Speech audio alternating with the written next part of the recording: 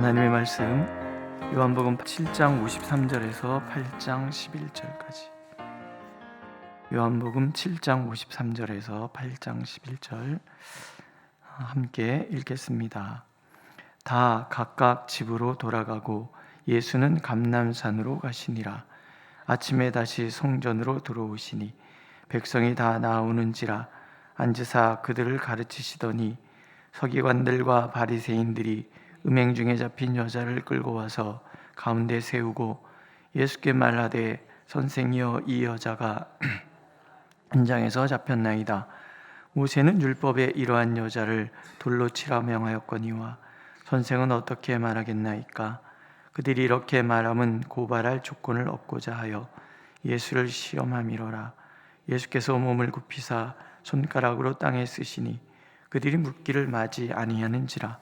이에 일어나 이러시되 너희 중에 죄 없는 자가 먼저 돌로 치라 하시고 다시 몸을 굽혀 손가락으로 땅에 쓰시니 그들이 이 말씀을 듣고 양심의 가책을 느껴 어른으로 시작하여 젊은이까지 하나씩 나가고 오직 예수와 그 가운데 섰는 여자만 남았더라. 예수께서 일어나서 여자 외에 아무도 없는 것을 보시고 이르시되 여자여 너를 고발하던 그들이 어디 있느냐? 너를 정죄한 자가 없느냐? 대답하되 주여 없나이다.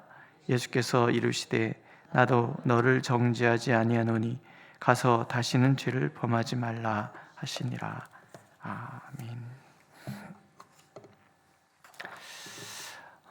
오늘 이야기는요, 좀 숭고하다 얘기할 수 있을 것입니다. 숭고하다, 아름답다. 하나님의 사랑의 이야기고 하나님의 용서의 이야기 때문에 그렇습니다. 오늘 말씀 보면 누가 죄인인가 그런 생각이 들어요. 누가 죄인인가? 누가 구원을 받은 것인가? 1차적으로는 여인이 구원을 받았습니다. 여인이 죄인인 것도 분명하고요. 그런데 오늘 이야기를 통해서 요한은 더 중요한 것, 양심의 가책을 받을 수 있었던 모든 사람들, 이들이 죄인이고 이들이 구원을 받았다라는 얘기를 하고 있는 거예요. 왜? 이들은 양심의 가책을 받음으로 구원에 훨씬 가까워졌기 때문에 그렇습니다. 주인공은 별로 음행하다 현장에서 붙들린 여인이 되겠지만 더 중요한 것은 타인을 정죄할 줄만 알았지 자신들이 하나님을 거부하는 그런 죄를 범하고 있는지 알지 못하는 사람들인 거예요. 호세아서를 읽어가면 하나님께서 호세아 선지자에게 음란한 여인 고멜을 찾아가서 그와 결혼하라 이런 말씀, 말도 안 되는 명령을 내리시는 걸 봐요. 그러니까 이 선지자라는 것, 하나님 종이라는 것 자체가 만만한 것은 아니에요. 내 일상적인 나의 자연스러운 나의 마음도 때로는 거슬러야 되는 그런 상황에 놓이기 때문에 그렇습니다. 그런데 하나님의 의도는 한 가지지요. 말도 안 되는 이 결혼식을 통해서 이스라엘 백성들을 자극하기를 원하죠. 당시에 호세아가 고멜과 결혼할 때 그 형제들, 주변 사람들, 친구들 가만히 있었겠습니까?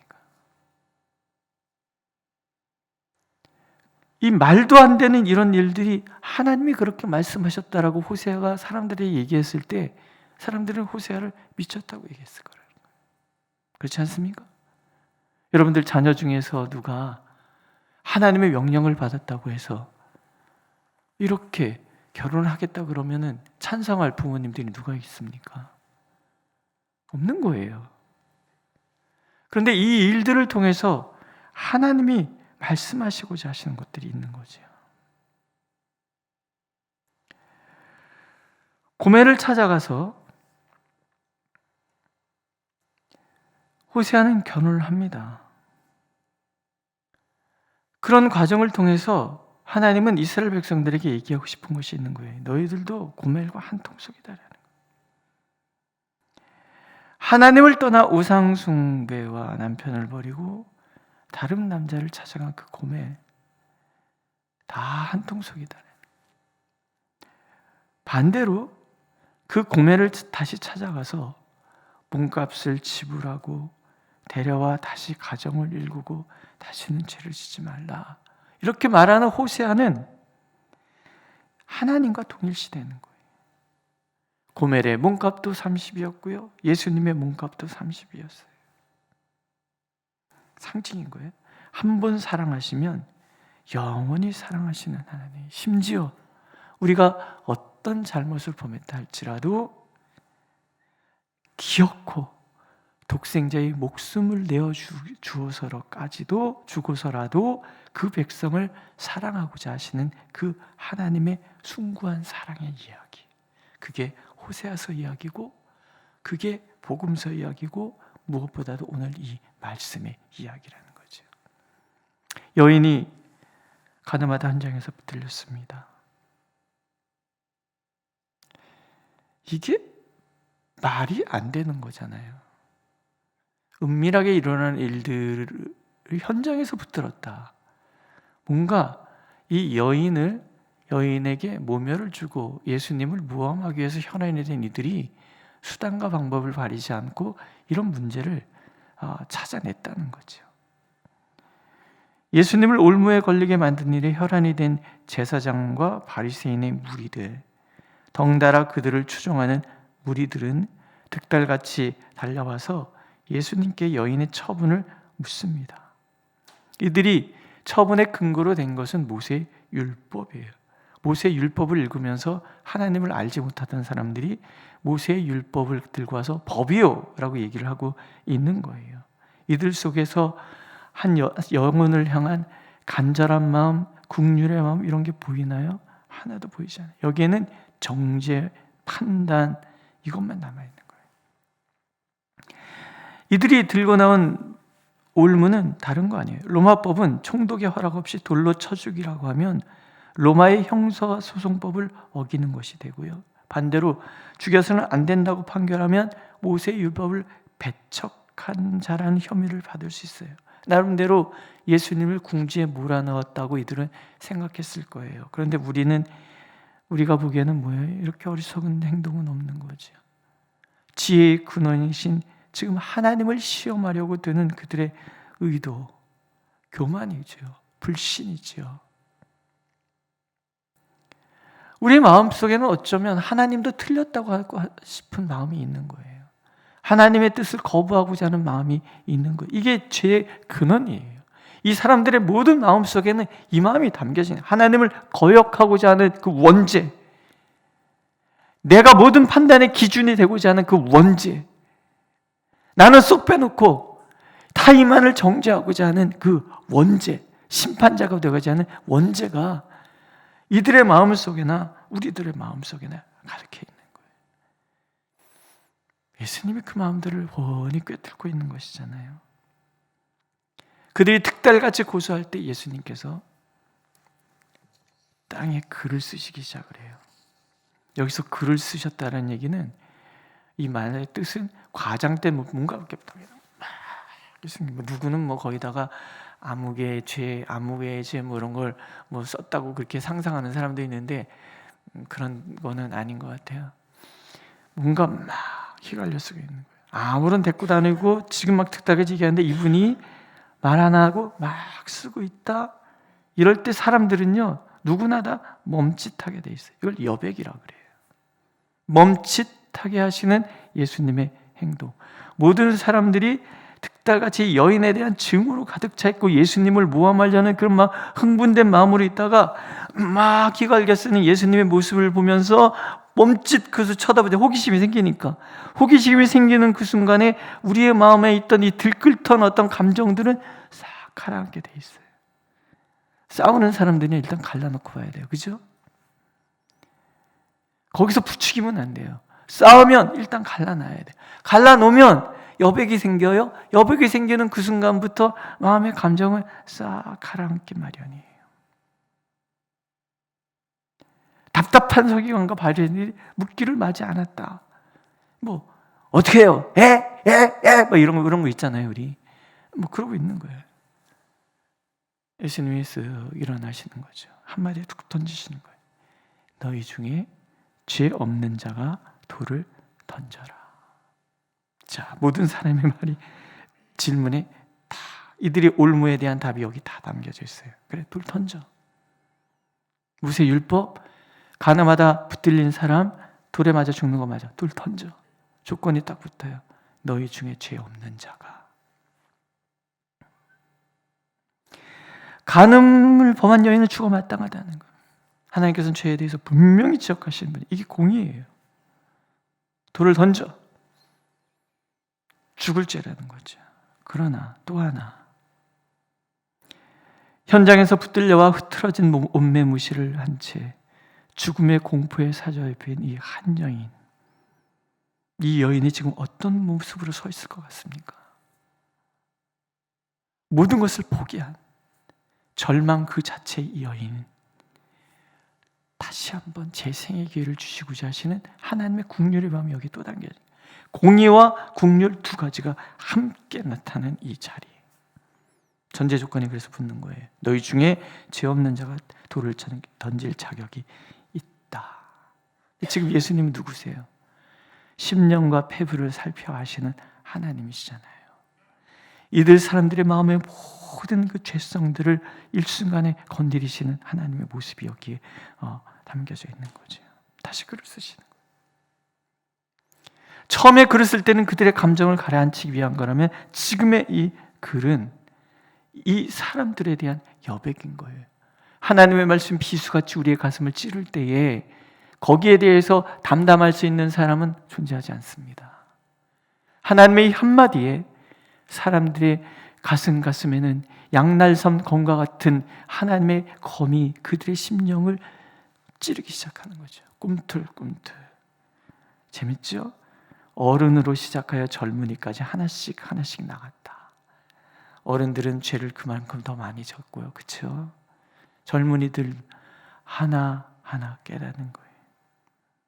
불꽃 같은 눈으로 그 심령을 들여다보고 계시는 하나님 앞에서 감히 죄 없다 얘기할 수 있는 사람이 어디 있겠는가 말이죠.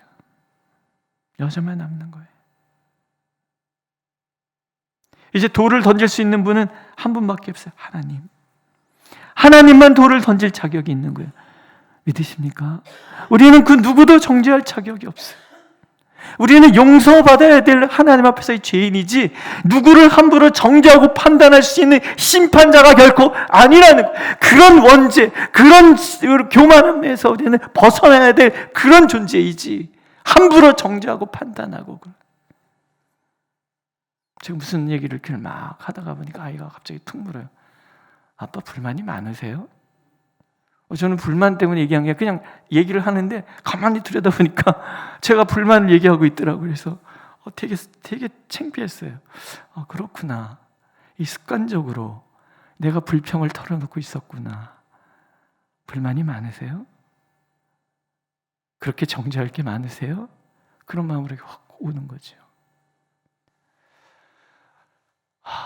우리는요, 성도 여러분들은 아니실 거예요. 저는요, 생각해보니까 그래, 이 원죄에서 한 발자국도 못 벗어나고 있구나.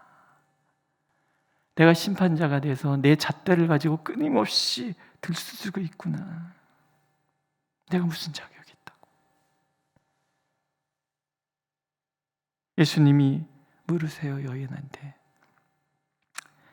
여자여, 너를 고발하던 그들이 어디 있느냐? 너를 정죄한 자가 없느냐? 답을 듣고자 하심이 아니죠. 상황을 파악 못해서도 아니죠. 예수님께서 이 질문을 왜 하셨을 것 같습니까? 여인을 다독이시는 거예요. 죽음의 공포에 빠져 있었던 이 여인, 죄책함의 두려움 속에서 허우적대는 이 여인을 바라보시면서 다독이시는 거예요. 주여 없나이다. 여인이 이 말을 할 때 어떤 마음으로 했겠는가? 그 여인의 눈을 가만히 들여다보면서 하나님 말씀하시는 거지요. 나도 너를 정죄하지 아니하노니 가서 다시는 죄를 범하지 말라. 이 한마디 한마디가 여인의 가슴을 찌르고 여인을 만지고 여인을 소생시키는 거죠. 예수님의 의도가 다 이루어졌어요. 심판도 하셨고요, 회생할 기회도 주셨어요. 예수님께서 말씀하시죠. 나는 율법을 폐하러 온 것이 아니다. 율법의 1.1억이라도 나는 폐하러 온 것이 아니다. 만약 그렇게 가르친 자가 있다면 그들은 하나님에 들어가지 못할 것이다 얘기하세요. 예수님은 율법을 완성시키러 오셨어요. 율법의 의를 이루는 것은 매우 중요해요. 그러나 그 의를 이룰 수 있는 사람은 이 세상에 단 하나도 존재하지 않아요. 예수님은 율법의 의를 이루는 것보다 더 중요한 것이죠. 예수님께는 한 영혼이 다시 기회를 얻는 거예요. 한 영혼이 다시 구원의 길을 갈 수 있도록 길을 열어주시는 거예요. 온몸이 찢어지고 온몸의 뼈가 부서지고 온몸에 물과 피를 다 쏟으시면서까지 십자가를 기어코 오르시는 이유, 그것은 여전히 남이나 판단하고 살아가고 있는 이 교만한 우리들을 새롭게 기회를 주시기 위한 하나님의 사랑의 몸부림이라는 거죠. 예수님께는요, 당신의 모든 것이 다 사라져도 가나마다 현장에서 붙들린 것 같은 내가 살아나는 것이 중요한 거예요. 죄악된 세상을 견뎌내느라 38년 동안 질고에 시달렸던 그 병자 같은 나를 일어나 돌아다니게 하시는 것이 하나님의 기쁨인 거예요. 내가 땅에서 들리면 모든 사람을 내게로 이끌겠노라는 예수님의 이 선언은요, 그래서 숭고하고 아름답고 귀한 거예요. 내가 오늘 다시 기회를 얻는 순간이고, 내가 다시 희망을 품을 수 있는 순간이죠. 남을 향하여 정죄의 손가락질만 하고 비판의 돌덩이를 내가 멈춰서는 순간이고, 나의 죄를 인식하고 주님을 정면으로 응시할 수 있는 그런 순간, 예수 그리스도만이 나의 전부라고 고백할 수 있는 기회가 주어지는 그런 숭고하고 아름다운 순간이기 때문이기도 해요. 비판과 정죄가 난무하는 세상, 사람들은 서로와 서로를 향해서 정죄의 손가락질과 심판의 돌을 던지기에 주저하지 않습니다. 우리는 한번 돌아봐야 돼요. 내 손에는 무엇이 들려있는가? 어떤 돌이 들려있는가? 내가 내뱉는 수많은 그 말들 속에 정말 어떤 비판과 어떤 정죄들, 어떤 모진 말들이 담겨있고, 나는 그것을 따질 만한 자격이 있는 존재인가? 우리는 하나님 앞에서 여백을 가져야 돼요. 나를 돌아보는 그런 시간. 그런 우리에게 주님께서는 늘 얘기하시는 거죠. 얘야, 죄 없는 사람만 돌을 던질 수 있는 걸 안다. 동시에 죄책감에 사로잡힌 우리에게도 주님은 말씀하시겠죠. 나도 너를 정죄하지 않으니 가서 다시는 죄를 짓지 말라. 그리고 예수님은 오로지 우리의 그 모든 모진 말과 우리의 모든 죄악들을 끌어안고 묵묵히 십자가를 오르시는 거지요. 믿으십니까? 오늘도 주님은 나를 사랑하십니다. 돛진 갯진 거기서 거기인 우리들을 바라보시면서 우리가 서로 정죄하고 비판하는 것이 아니라 서로가 서로를 끌어안고 서로가 서로에게 든든한 담이 되어주는 그런 삶을 살기를 원하고 계시는 거예요. 그러면 그 자리에 주님이 오셔서 십자가에서 흘린 그 받은 그 상처, 피 묻은 그 손으로 우리를 끌어안으시고 다독이시고, 얘야, 다시 일어나자, 다시 걸어가자, 다시 살아내자, 그렇게 다독여 주실 것입니다. 기도하겠습니다. 주님 오시옵소서. 완고하고 남을 비판하는 말을 입에 달고 사는 우리 가운데 주님 오시옵소서.